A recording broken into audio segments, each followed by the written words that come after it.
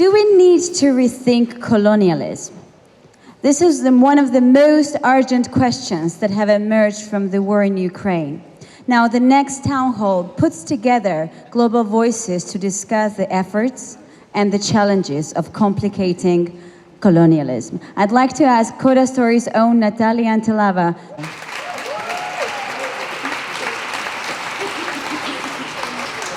Hello. Hello? Yeah, works. Hi. Are you having a good ZEG? Is there any blood left in your veins, or is it all cha-cha? That was rhetorical. Hi, everyone. So we are in a home stretch now. It's almost over, but we have a great lineup of speakers for the next couple of hours. And I'm so delighted to introduce you to the man who has become a little bit of a personal hero of mine, a brilliant Ukrainian philosopher, Volodymyr Yermolenko, who is joining us sadly on Zoom from Ukraine. So if we could bring Volodymyr up. Hello, hi Volodymyr. Great to have you here. Not so great to have you on Zoom. So I think you might not be able to see us, but I want to tell you that there are about 300 people in the room here. You were the most popular speaker of our last event, so it was popular demand that brought you back here. But I also thought that I wouldn't be able to tackle you on my own, so I asked two of my friends, amazing journalists, Eliza Anyangwe and Aman Sethi, to help me. I don't think we're going to have to do much work, by the way, because we're going to open this up to questions as soon as we can, as soon as Volodymyr is done. And we want questions and comments from all of you in the audience, but we also want you to keep them short because we only have an hour. So when you are asking, please do keep that in mind, keep them short. So colonialism is truly one of the root causes of the war in Ukraine. And I think rethinking it is probably one of the keys to ending this war. And the war in Ukraine did not begin on February 24th of 2022. It did not begin in 2014 when Russia annexed Crimea. It began right here in Georgia in 2008 with that invasion of Georgia that Russia got away with. And at the time, I remember very clearly, it really pushed me to think much harder about some of my own beliefs and perceptions. And I was covering the war for the BBC at the time. And I'm sure, over the last few days, those of you who've come from outside of Georgia have enjoyed Georgian hospitality. And so in 2008, I was covering the war for the BBC, and I remember driving along the highway packed with Russian troops and tanks, just about 20 minutes from where we're all sitting now.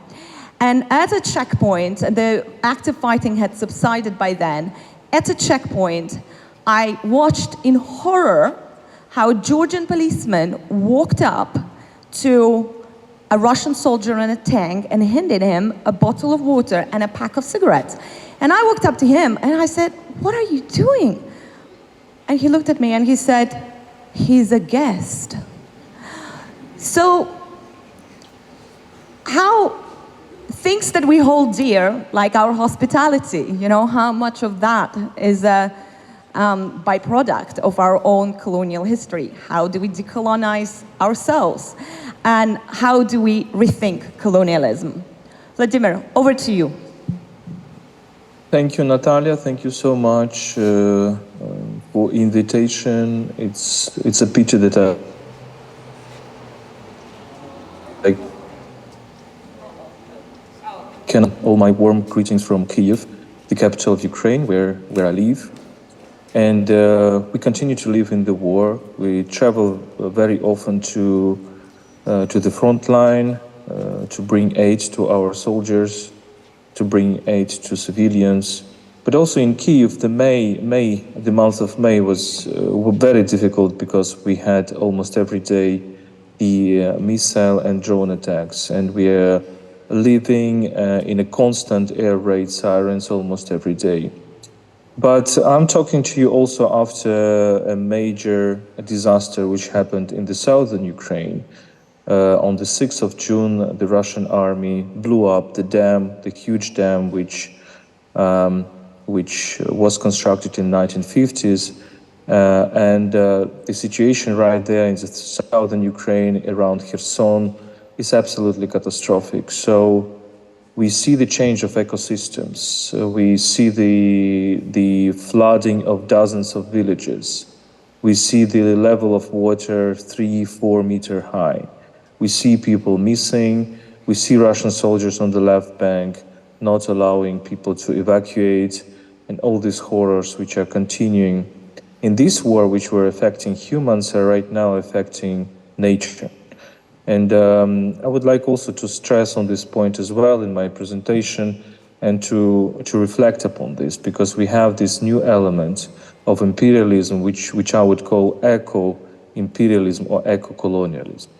So I will try to be as brief as possible. I have only 20 minutes for introduction, and I will make 7 points. The first point is how the Russian imperialism is similar and or different from the Western imperialisms, which is better known in the Western scholarship. The second point is, I would argue that in the Russian political culture, there is certain lack of the very idea of otherness and difference, which is a very important element to understand Russian imperialism. The third element, I would also like to reflect upon the motive of a marginal turned into center, which is present across different elements of the Russian culture and Russian politics, and can explain also what is happening now. The fourth element is the idea of empty space and empty time, and how the Russian imperialism is trying to appropriate the other. The fifth point is why we actually why we seeing right now a neo-colonialism, and why it is important to go beyond a certain framework that Western scholarship and non-Western scholarship is accustomed to, the framework of Edward Said and other prominent people, and understand that it's not only about the cultural imperialism, but it's also about the physical neo-colonialism. The sixth point I would stress about this idea of eco-colonialism or eco-imperialism and why it is important. And the seventh point, I would like to reflect upon the question, what should we do? So first is, and this is my point I already raised at your event previously, how the Russian imperialism is different from the Western imperialisms. And my point is that the Western imperialisms, primarily the British, the French, the Belgian one, were focused on the idea of difference. So they were colonizing the distant lands, they were maritime empires. And by colonizing the distant land, distance in geography, distant ethnically, distant linguistically, they were promoting an idea that the colonizer will never be the same as the colonized. The message of the colonizer to the colonized was that you will never be the same as me. So here we have this idea of difference, which was conceived in the hierarchical terms, which was conceived in the racial terms in the 19th century, which produced the European racism of the 19th century, and then which also produced fascism and Nazism in the 20th century. I think that Russian imperialism is a little bit different. It colonizes the close people who are close in geography. In some aspects, people are close ethnically, linguistically, if we talk about Ukrainians and Belarusians. And by colonizing them, it is saying to them that you will never be different than myself. So the colonizer says to the colonized, not that you will never be the same as me, but that you will never be different as me. So not the difference is a tool of domination, but the idea of sameness is a tool of domination. And this is very important to understand and to keep that in mind, because that means that not only this idea of hierarchy, for example, is developed, but also the idea of assimilation. So erasing the differences, primarily the differences, linguistic differences, cultural differences, this is a very important element of the Russian imperialism. Of course, it can be connected with the fact that it is not a maritime imperialism, but continental imperialism. And in this way, we can actually compare it also with the German imperialism, with the Nazi imperialism of the 20th century, also with the idea of a continental empire. This is all things that are important to reflect upon. The next point, and I would like to develop this point, and this leads me to the second point, is that the very idea of otherness is kind of not very much present in the Russian political history. I would like to reflect upon the idea that the founding myth of the Russian statehood is the myth of the so-called myth of the Third Rome, which appeared after the fall of Constantinople in the 15th century. And if you remember that phrase from the time that Moscow is the third Rome and there will be no fourth Rome. So a Ukrainian writer, Volodymyr Yermolenko from Donbass, once had a very good and macabre joke about it when he wrote his novel Dolgota Dni. It was initially in Russian about the war in eastern Ukraine, and there was this image of a bath, of the kind of an infernal bath to which people, the Russian soldiers, come, but they never return from that. And the bath was called the Fifth Rome. Why the Fifth Rome? Because there can be never fourth Rome. So the idea that there can be never a fourth Rome is, of course, the idea that there can be no otherness, that the Russian statehood somehow is the state that accomplishes the whole political history of the humankind. And I would say that this is a virus which is present in Russian political culture, which is a very dangerous virus, because if we move further, if we look into the different ideologies which actually were forming the Russian politics, we can look at the ideology of Pan-Slavism in the 19th century with the very strange political idea that actually Slavs are better than others in terms of political organization because for different reasons. And then, of course, Marxism in the 20th century with the idea that this geography is going to produce a global revolution and therefore provides a single model of living for all human beings. I would also draw your attention to these topics of in the Russian philosophy. For example, in Vladimir Solovyov, you have this idea of всеединство, pan-unity, in which I think there is this dangerous element that there is this strive for the unity of everybody and for the kind of assimilation, that nobody will be different, there will be no conflict, there will be no agon, there will be no confrontation. So this kind of a political theology of the Russian state, which has existed for a long time, and at some aspects it is also present today. It's interesting that if we look at the Cold War era and this confrontation between two systems, I think one of the major differences between the Western system and the Eastern system is that in the West, the alternative, the socialism, was also perceived not something as existing outside, but also existing inside. So the socialist thinkers were quite popular. Western intellectuals in many countries, like in France, for example, were very pro-Soviet Union, many of them in the 30s and then in the 50s. And then the whole idea of Europe after the Second World War, as proved by Tony Judd in his classic book, Post-War, was developed along the lines that how to combine socialism and liberalism. Whereas in the Eastern camp, in the communism camp, this element of capitalism was kind of course, exterminated first in the 1920s and then generally mocked in the Soviet ideology, which was considering capitalism as a kind of a misunderstanding which will soon disappear because it is a product of self-contradictions, etc. The third element, and here I come from these first two ones, is this idea of a marginal turned into the center.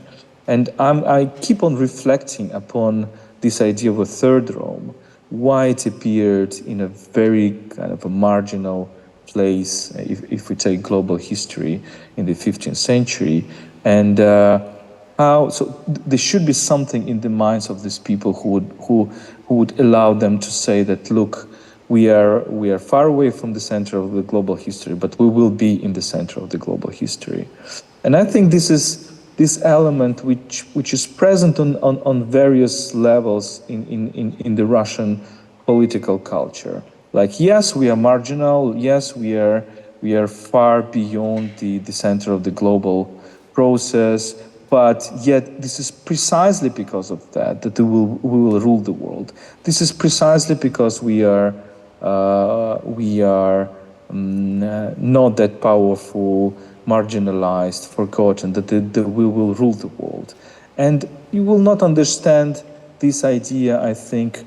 We will not understand the idea of Russian Marxism and Russian communism with this idea that, yes, we'll precisely put those people who are considered to be marginalized, meaning the proletarians or the poor people, the people on the bottom of the hierarchy.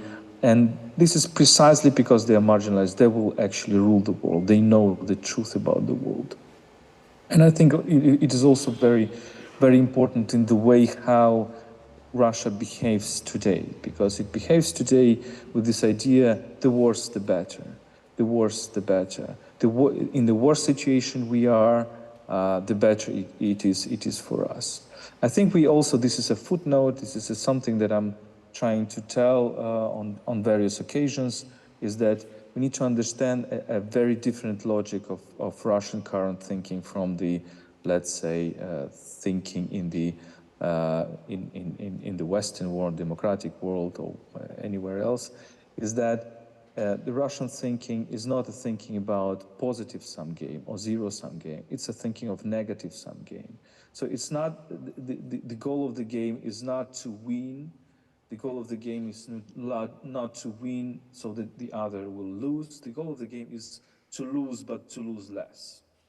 To suffer, but to suffer less than the other. And one of the elements of the current war, of Russian war against Ukraine, I think should be conceptualized in these terms. Yes, Russians know that they will suffer, that they will lose many elements of their of what they have, but they should just need to force Ukrainians to suffer more. The fourth idea is this idea of empty space and empty time.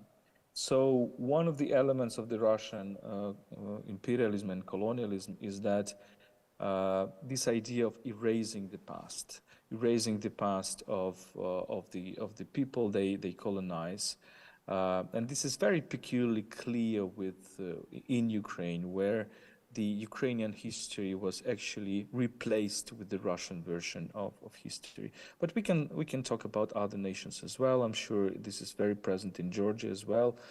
And this is also very present, for example, with regard to Kirimli, with regard to Crimean Tatars. This is also very present in this mythology of cities which are, for example, in Ukraine, cities like Odessa, cities like Dnipro, cities like, I don't know, Kherson, as if Russians pretend that there was nothing before they established the cities, which is of course not true. So this idea that they actually colonized the empty space and empty time, and they are the founding fathers of a certain geography. And this of course erases all the idea of a past, of a memory, etc. And coming back to the first point, this attitude to the otherness, so the Russian imperialism says to the colonized, you can be like me, and in order to be like me, you should forget yourself. So the amnesia is a very important tool for you to become like me. And because for you there is no other option, you should only become like me. And I think, Fifth, sorry, yes, yes. can I just butt in? And I think that's that for me, that was a very helpful way, the way you frame it, in terms of understanding the Russian colonialism, basically that definition of, if the Western colonialism used the idea of difference, you're different and therefore you're less than us. With Russian colonialism, it's the opposite. You're the same as, like, you can't be yourself because you're the same with us. Volodymyr, if you allow me, I really want to bring in both Eliza and Aman into this, because and we'll come back to you. All of this is so important because despite, I come, this, it's a no-brainer for anyone in Georgia or in Ukraine. We feel we had been colonized. And yet, Russia, one of the ways that Russia is winning the narrative war over Ukraine is by positioning itself as ultimately an anti-colonial power in the global South. And we have seen that work. We are seeing that narrative works both in Africa, in Latin America, and in Asia. And you have been furiously taking notes, so I just wanted you to reflect on that, and both that idea, almost like it's so, that idea of sameness, it's so not the way we understand colonialism, because we understand colonialism the way the West has taught us to understand colonialism. So do we need to change the way to understand colonialism? Okay. I think. Yeah. Thank you for that's. I mean, the reason I was taking notes is that's a lot of ideas to compress into a short amount of time. I guess one of the questions, or one of the ways I would think about this and to respond to both you and Natalia is.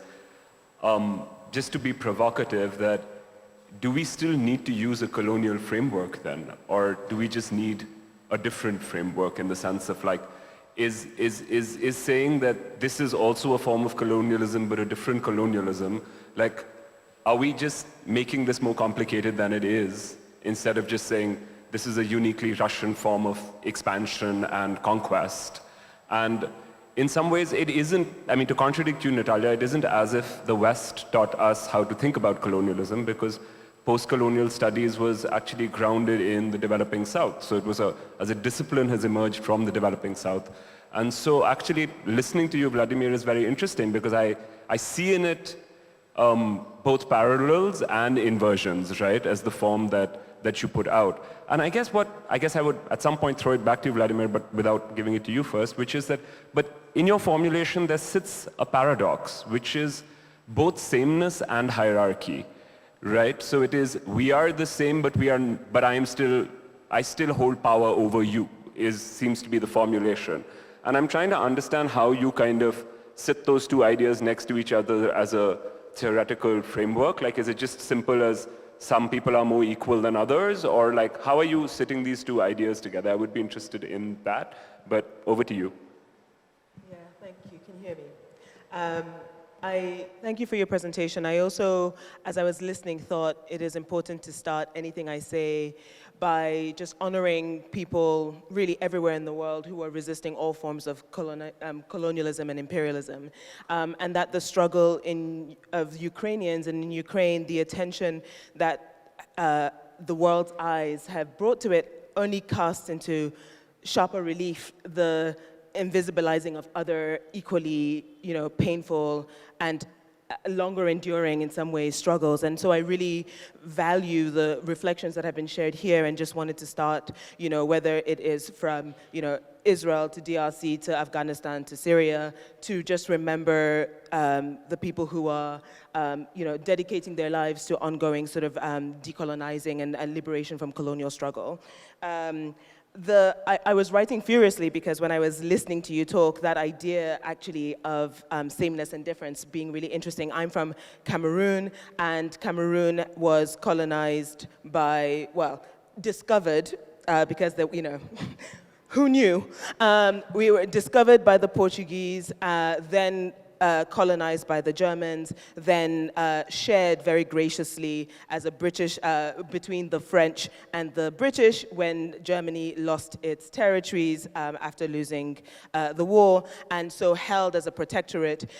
My own family continues to be involved in the struggle of the marginalized Anglophone population in Cameroon, because when the Brits left, they saw this small population and didn't think it worthy of self-determination, and so, you know, the options were join Nigeria or join Francophone Cameroon, right? And I say all of this as having experienced this desire to belong, this need for assimilation, the way the French refer to it, but British multiculturalism also requiring you to participate in certain markers of civilization, and recognizing that actually, you know, and finding it interesting, the difference in the Russian approach. Like you, I think my question was, what is the value in understanding the distinctions between these types of colonization? Because as someone coming from a place where not only was there colonization of the traditional sort, neo-colonialism continues, when you hear Africa referred to, African countries referred to, with view to, you know, the war in Ukraine and Russia's narrative struggle, well, you know, framing and propaganda, you see that African nations still do not have a sense of agency in how we are just pawns, whether it is in embracing someone's narrative, this one's narrative or that one's narrative, and where does that leave us in terms of what is the value of having a colonial understanding if it doesn't give us the opportunity to determine and have agency for ourselves, even if we might choose to support the baddie, right? And understanding that as an ongoing process of decolonizing our own minds, so that we do not continue to perpetrate a flattening of certain spaces and geographies while validating others. How do we hold all of those things in tandem becomes something that really is interesting for me as I report, right? And to think about how do I create an understanding of what is happening in one context without limiting the understanding of other people's sense of agency, because ultimately this is what colonialism is, right? The taking away of your agency, your capacity to make decisions, and your view of yourself, and the training of you to hate that in service of someone else's agenda, often economic, right? More than anything else. So I would love to understand what is the merit in our understanding of these distinctions as we participate in all sorts of ways in whatever a decolonial agenda could be. Volodymyr, did you hear Eliza and Aman? Okay, I hope so. Yes. Yeah, okay. Yes, very interesting points. Very interesting points, and really thank you for this conversation, because this is really very enriching. So I will try to briefly answer these two questions. The first question, whether there is a hierarchy, despite the fact that the core of Russian colonialism is, or imperialism is the idea of sameness. I do think that there is a hierarchy, but the hierarchy, it deals with history, with time. And therefore I stressed this idea of amnesia and forgetting and all the rest. So if you're saying, if the colonizer is saying that you can be the same as me, here's your path. But in order to move along this path, you should forget yourself, you should forget your language, you should forget your origins, you should forget your history, because your history is actually does not exist, it's our history. That's how the message goes. And therefore we have these constructs, which are very interesting and important constructs, which I think many people across the world do not understand. They do not understand that basically Russia is not an ethnic concept. Russia itself is not a nation state. It's an empire which kind of uses the idea of a nation state, or the idea of some nationhood or language, for this matter, to create this very paradoxical hybrid between the empire and the nation state. Which tries to say is that, yeah, this is an empire, but we're actually not an empire, we are a nation state because we are covered by Russians. And if you go to the 19th century, the very idea of this Ruski Narod was constructed. This was a construct which previewed this, that the Ruski Narod is actually composed of three different ethnicities. Russian people. which were called tribes, Ukrainians, Belarusians, and Great Russians. But it was initially, in the 19th century Russian imperial ideology, it was initially a construct. And then during Soviet times, it turned into wider construct of the Soviet people. Of course, based upon primarily the substratus of the Russian culture, Russian language, etc.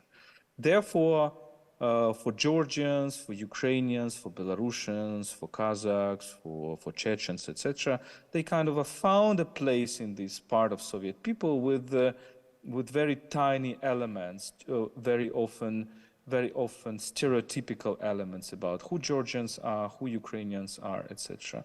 And you enter these pan-Soviet people with these little stereotypical elements, but you renounce anything else.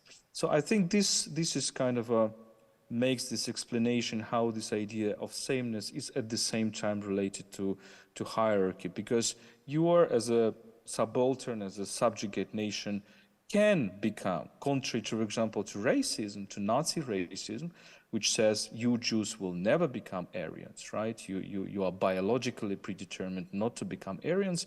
The Soviet ideology says, yes, you can become a Soviet nation, Soviet people, Soviet citizen, but in order to do that, you should work with your past. You should actually forget your past.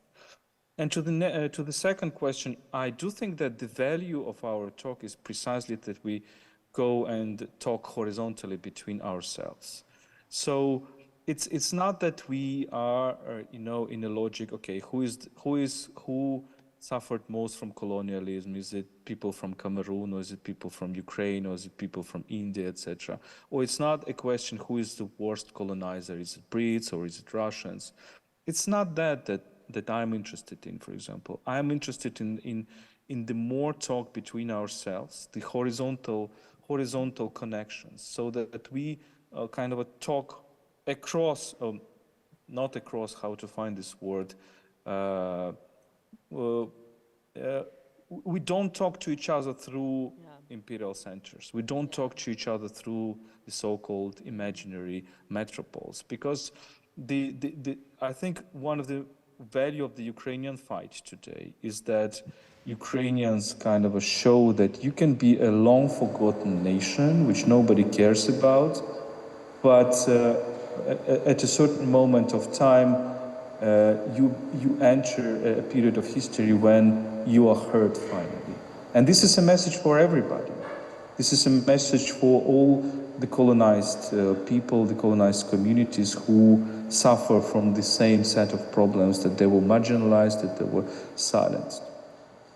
And this is one of the reasons why I wanted you on the stage and I wanted you in conversations with Volodymyr, because we do not talk to each other. And it was so apparent in a few months ago, I was in Nairobi meeting with lots of editors from African newspapers across, I know Anna, I think, is in the audience, and maybe if you have a comment, Anna, she works in Africa on, Russian disinformation and it was so obvious, like, having that conversation that, we only understand each other through the prism of our own, former colonial powers. I do think that Ukraine presents and the former Soviet republics present an interesting sort of, it almost seems like a mismatch in time and synchronicity, because all through the 60s and the 50s, 60s, 70s, we had the massive decolonization of Asia and Africa at roughly the same time. So there were actually these very strong bonds that were built among people, intellectuals, universities, kind of talking to each other. And precisely the kind of direct conversations that I'm glad we're having now. And it almost seems like 1992, it's like it's the end of history, and the former Soviets almost have no one to talk to, because the non-aligned movement is in shambles by then, neoliberalism is on, and kind of like the developing South is now actively speaking in the language of like self-interest, which is the language of great powers. So we see that play out right now, where the Indian government, and I'm not speaking on behalf of the Indian government, I mean, I have written extensively against this particular Indian government, but the rationale you see played out now is, well, we have poor people who need energy, and so everything gets, intersected through the logic of the market, because it also seems like the nature of diplomacy has changed to nation states as bargaining contractors for corporations. So the role of the nation state and the role of diplomacy has kind of shrunk to essentially ensuring a supply of commodities to their private corporations, which actually sounds a bit like colonialism. Yeah, it does, but I think it's more than that, with like sort of the former colonial, former colonies kind of uniting, and this conversation only starting now between Ukraine, and it hasn't started between Georgia, or, you know, there is no conversation happening between Georgia and Kenya or Georgia and Senegal. And I think Ukrainians are trying to start up that conversation because they realize how important it is to be talking directly to Africa, to Asia, and to Latin America, but they're also pretty stretched, right? There is a lot, and the weapons are coming from the West. But Putin is winning the hearts and minds in the global South. But I think, just to add another dimension to it, I think what's also important, when that alignment was happening during the decolonization, there was also rethinking of what colonialism meant in the colonial powers, and that has not begun in Russia. When I talk to a Russian journalist, when I talk to liberal, progressive, anti-Putin Russian journalists, Aman, when you as an Indian journalist talk to a British journalist, the history of your two countries is the background to that conversation. When I talk to Russian journalists, they think we're the same, right? The history of colonialism is not the background to our conversation at all. I'm the only one who is aware of it. And I'm probably the exception, because the awakening, I think, to it is happening now, because we still have people who say, well, they're, you know, they're guests, even though they're on tanks. So I think that's really, sorry, I shouldn't be rambling on for so long, but I wonder if there are any, I do want to open it up, because I promised it to be a conversation. And are there any comments or questions? Please raise your hand. And yes, there is a, and please do try to keep them brief, just so that we can get as many of you into the conversation as possible. Hi. I'm going to approach this a little bit from a Georgian perspective, because you were talking about how the Russian journalists approached it from a very sameness kind of thing. I was at a Russian acquaintance's house relatively recently. You know, we were relatively good friends. And long story short, she had not learned, you know, very basic things about Georgian culture in over a year of being here. And I was like, how is this the case? She's like, well, I feel no obligation to learn anything about, you know, Georgian language or culture. We're basically the same. Georgia's basically a little part of Russia. And obviously, that was the end of our relationship. And, but I guess like the question I'm asking is like, how, when we hear narratives like this, whether in Georgia, because we have lots of people from Russia, or whether we hear it from, you know, other sources, what is the best way to combat that? Like, you know, do we like talk about, you know, regional identity? Or do we talk about, you know, just saying that this is, you know, the narrative of the state? That's a great question. I think, Volodymyr, can you address that, please? What do we do? How do we combat those narratives? How we combat the narrative that Georgia is part of Russia? Well, I think this is again, this is really something that shows that the limitations of the great Russian culture as well, because the great Russian culture, meaning, I'm using this term a little bit ironically, because actually when Ukrainians today are changing the streets, for example, of Pushkin, of Leo Tolstoy, of Dostoevsky, and etc., and are working with the names, it's not that we are acting against certain authors. Although, of course, there should be work should be done with the Russian narratives, with the Russian culture as well, because the same as being done to the French authors or British authors, I think there is a time to make the anti-imperialist reading of a certain text of the Russian culture, including the texts about the Caucasus, for example, including Lermontov, including Pushkin, etc. But it's not even that which is important. It's important that these authors, these elements of the Russian culture, are used as marking tools. Like if you name in the center of Kyiv, in the center of Tbilisi, I don't know, in the center of Minsk, the key street which is named Pushkin Street, that means that you dename the street, that you don't let the local culture to show itself.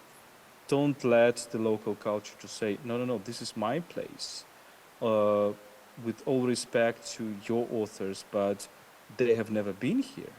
Or they just passed through here. They had no idea about this place. So the empire is always talks through the delocalization language, right?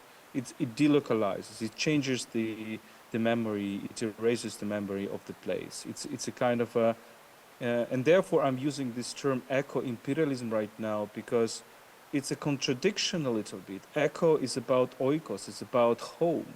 And imperialism actually erases the idea of home. It says that your home can be everywhere.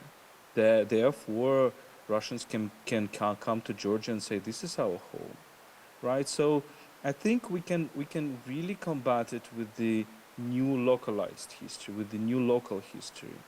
And I don't know how you in Georgia feel it, but in Ukraine, it's a real trouble. We don't have, even now, despite all this cultural renaissance that we have, we only now have this interest to the local history. The history of towns, history of places, history of rivers, history of many things. And at some moments of the time, and therefore I evoke this ecocide which happened a few days ago, which is a number of previous ecocides which happened in the past during Soviet times, which completely erased the ecology of a certain place. And in Ukraine we have multiple places like that. So erasing the locality is one of the strategies of the empire. And what can we do about it, I think, is to reassert this locality. Reassert this genius loci, which is an important element of any culture. Yeah, hello? I wanted to just quickly jump in to say, I think your question sparked a thought in my head about, and to what Volodymyr was saying about language and the histories.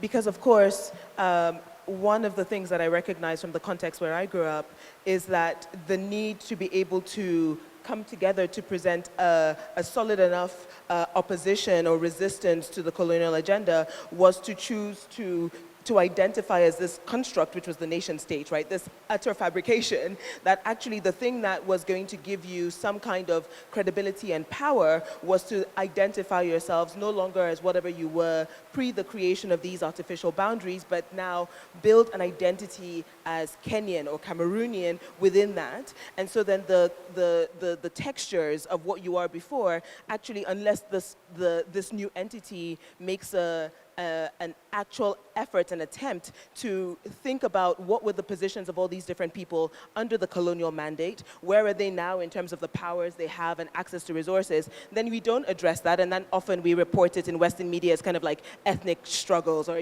just these people just can't get along, right? Whereas actually the difference of access and the ways in which actually one group was empowered and then oppressed another. So it made me think about that when we look across Africa, the intellectuals in the post-colonial struggle, we're having debates about whether to return to indigenous language or continue to use the language of the colonizer, because actually that then gave you some kind of connection across people in place. We are having this conversation in English, which for many of us is not our first language, and that and the soft power that is the the global spread of the English language. How do we reckon with that if we're also thinking about decolonizing? Because we would not be able to communicate. I mean, then, God bless translators, because the value and importance of translation and interpretation. But we recognize the facility of having a common language, but that common language is often brought through military, economic, or cultural dominance. And how do we reckon with that as we try and think about diversity? And the point you were making where we can't, how do we also reckon with this conversation in a context of extractive capitalism, where, of course, what we now need is scale, right? And the beauty of your diversity and your multiple small groups cannot stand up in a market where you need mass everything, right? How do we then deal with, with the identity, the multiplicity of our origins, our countries, and our context when we're also thinking about extractive capitalism and, the scale required to trade in the market? We have hands up. Volodymyr, do you want to just very quickly say something? If not, we've also got questions. So yeah, this is a very important and interesting point, because it points, for example, what is the alternative to imperialism? And for Ukrainians, the alternative to imperialism is precisely the idea of the nation, which we can assume that in many other parts of the world it's not the case. Right, so and this makes the very conversation very interesting, because the question of borders, for example, it's a very interesting question. Whom did Ukrainians get the borders from? The Russian propaganda says that we got the borders from Soviet Union because it was Lenin, Khrushchev, and Stalin, whatever else. What it forgets is that there was this process of self-conceptualizing of Ukrainians as the nations in the 19th century, even before the state. So in many parts of the world, you should ask a question very often. What was the first? The first was the certain national consolidation, construction of a group according to some cultural ideas, for example, and then there was a state. And that you can use this nation state as a counterbalance against the empire, because it helps you bring the locality back. In some other parts of the world, it's not the case. So it's very interesting that we can't have the single response to all the cases. there is a question in the, no, can we, there was a question in the back. Yeah. Yeah. Go ahead, please. And, Hi. Yeah, go ahead. Thank you. So my question is a little monologue from the perspective of the youth. I think it's really important we bring that up as well. I come from the occupied region of South Ossetia, from Tkhin Valley, so I know a lot about how Russian colonialism looks like and how it can really affect you growing up and your perspective on life and all that. And I have a lot of friends in Ukraine that are struggling with the same things right now. So I think it's really important to ask you, all of you, the speakers and the activists, what would be your advice for the youth? Because we have a lot of rage, and I think it's really important we put that rage very effectively and use it effectively to fight the colonial narrative and make it into something better and escape the victim mindset and the victim zone, basically. So we want to get out of the feeling of feeling helpless and hopeless. So what would you advise us to do? How do we fight this all together? Thank you. I'd like a view from Ukraine first on that. Look, this is a very difficult question, because this is something I didn't get to. One of my points is that actually we are not living in many parts of the world, and in particular in Georgia, occupied territories, and in Ukraine, we are not living in this imaginary imperialism. We are not living in this, only imperialism by culture, by mass culture, whatever. We are living in a physical, very brutal, very violent colonialism, which means not only change of mindsets, but also physical change, physical extermination, deportations, changing of demography. This is, I think, you are coming through since 2008, even earlier. We are coming through, and sometimes what we hear from the occupied territories, the only advice you can say to these people is, please survive.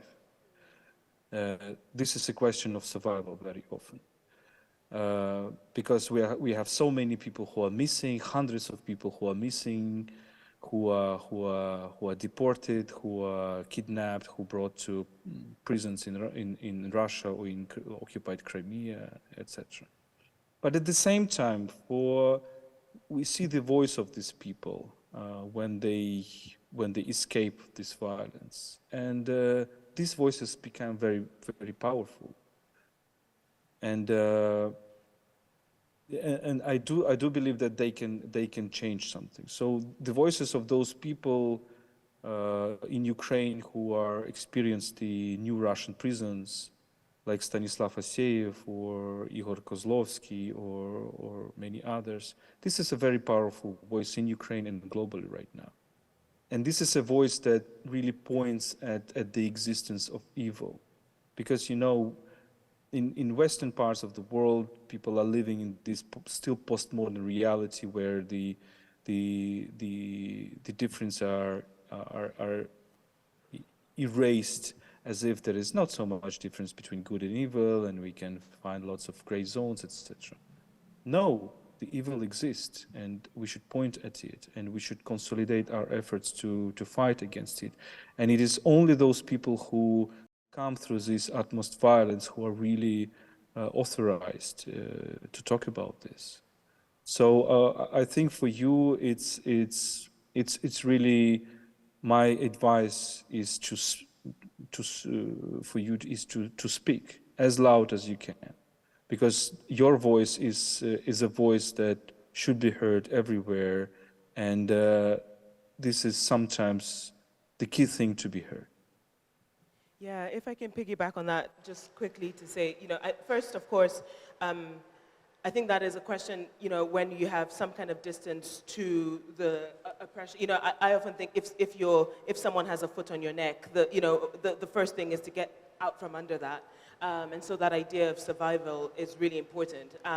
But the point about telling your stories, I can't remember which black feminist said this, but that if you do not shout about your oppression, your oppressor is going to tell the story and say that you liked it, right? And so the opportunity, especially at this day and age, with all the tools at our disposal, granted, we do not own any of those platforms. They're commercial entities, and tomorrow the business model might no longer be viable, but document your stories. And the power of sharing oral history so that nobody can look back and say that, yes, of course, they must have enjoyed their suffering or were, a party to it. The one thing that I would add, having been part of, feminist organizing, is be intergenerational. It is extraordinarily difficult, but young people don't talk to the older generations, and older generations often do not pass down the wisdom and the lessons that they learned in the struggles that they were part of. And so mistakes are repeated. And so the one thing that I would advise is, find community with people who are, intergenerational community, because there is so much richness in doing so, and hearing from the struggles of the past, and then documenting your own and sharing those. Yeah, I would agree with everything that the previous panelists have said, and particularly the point about being part of an intergenerational conversation. I think that's very important. I mean, the only caveat I would add to that is listen to your elders, but don't always obey them, is what I would say. We've got time for one more. Yes, please. It's good. Can you introduce yourself? Keti Khutsishvili, Open Society Georgia Foundation. I have a question to Volodymyr. First of all, thank you for giving this interesting approach, like sameness and differences and different types of colonialism.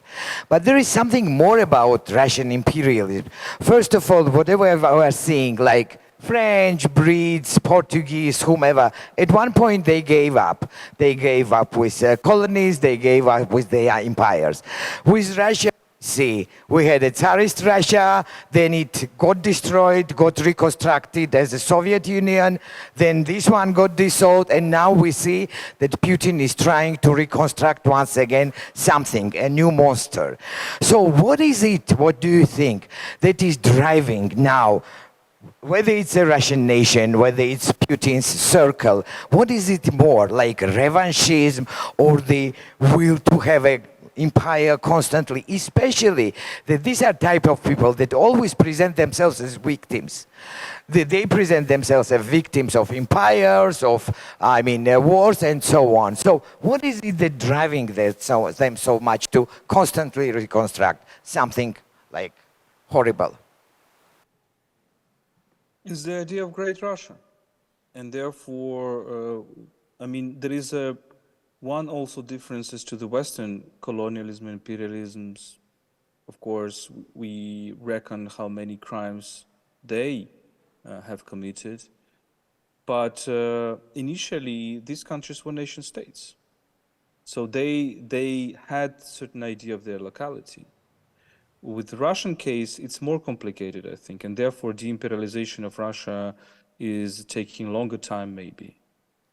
Is that it conceptualized itself initially as an empire, as a third Rome. And this is very important. Therefore, when we look at the de-imperialization of Russia, and I think this is the primary thing that the Russian opposition needs to think about, how to de-imperialize Russia, how to imagine a different Russia, which would not be a great Russia.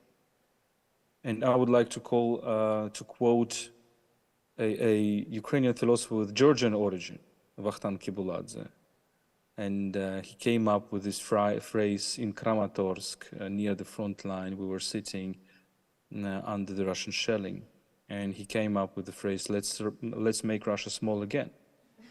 So this sounds like a joke, but this is not a joke. Why? And it's a very important, coming back to these horizontal relations. The Georgian intellectuals or Georgian origin intellectuals playing a very important role in Ukraine.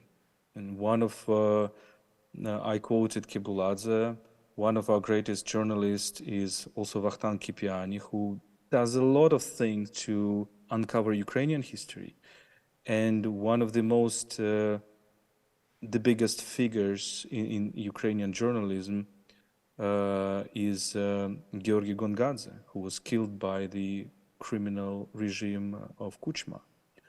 So this is, I think, this communication is very important. But why this anti-greatness is important? Because this is the source of evil. This is the source of all these crimes. This is because the idea of greatness creates the perception that nobody matters. Nobody matters, individuals don't matter. And as one Ukrainian emigre writer, Ivan Bahryany, once said in the 1950s, that in the Soviet Union, people always say, okay, we have enough people. We have enough number of people, so one more, one less, 1 million more, 1 million less doesn't matter. And therefore, this idea of greatness is actually a criminal idea. And Russia really, therefore, I'm saying that this is not a war of Putin regime against Ukraine. There is some very deep reasons, deeper reasons of that. There is this idea of great Russia, which doesn't regard the life of people, which doesn't care about life of ecosystems, which destroys, which wages of war against people, but also wages of war against nature and living beings. Therefore, yeah, this is the idea of great Russia, which is the source of it. Thank you so much, Volodymyr. Our time is up, and we haven't even managed to scratch the surface. But I loved this. I loved having you here. Thank you so much for your perspectives. Thank you, the young woman in the red dress. I don't know who you are, but that was a brilliant, brilliant question. And Volodymyr, thank you for managing to think so deeply while being under Russian shells. I don't know how you do it. So maybe let's continue next year in Tbilisi, not on Zoom. With pleasure. Thank you very much.